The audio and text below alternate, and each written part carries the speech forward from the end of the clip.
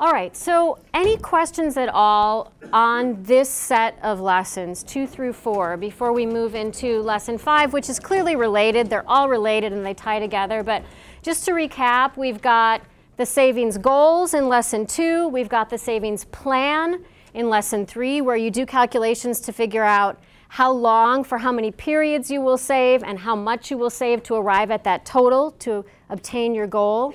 And then here we see that we delve more deeply into the specifics of how savings accounts work. Any questions on any of that, or any concerns at all about implementing these lessons in your classrooms? Okay, great. All right, so lesson 5 then is the final lesson. And here we're getting at the idea of money management or budgeting. Okay, so again, we're starting with some definitions. Many of these they will have seen already in prior lessons, but getting to that idea: income, expenses, savings. Costs and benefits are probably introduced for the first time in a really clear way here, although obviously we're talking about trade-offs from the very beginning, and so costs and benefits are going to come in to the discussion throughout. But this is where we really get into that discussion in a little more detail.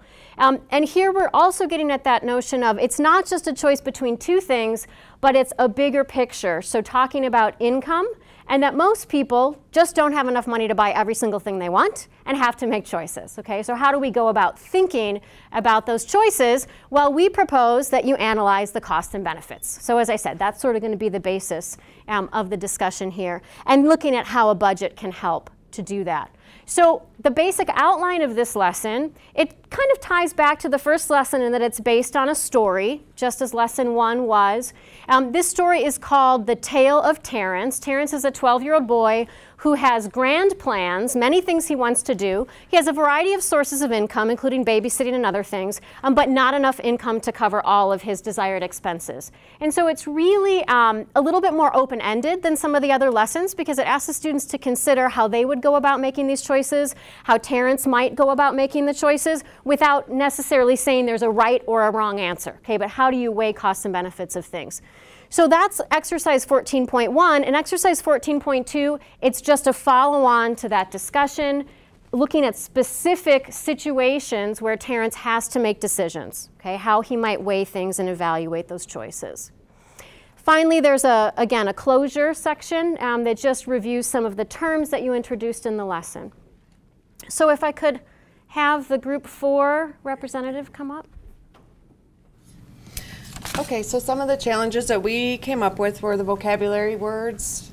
We didn't know if they had come up before or not. So one of the tips that some of the teachers said was to make a list of the vocabulary words for the kids to have with them on their desks while you're actually doing the lesson.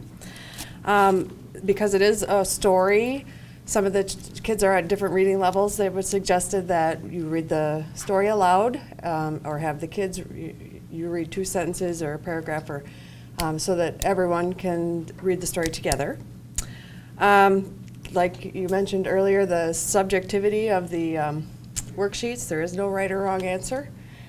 So just to kind of talk about the fact that there may not be a right or wrong answer, and that's okay, but it's all about decision making, and everybody makes different choices.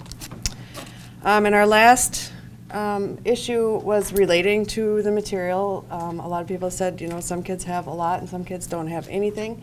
So our suggestion for that is to make sure that they're making all of their decisions based on Terrance's situation, his income, his all of his issues, instead of trying to think about, well, what would I do personally in this situation?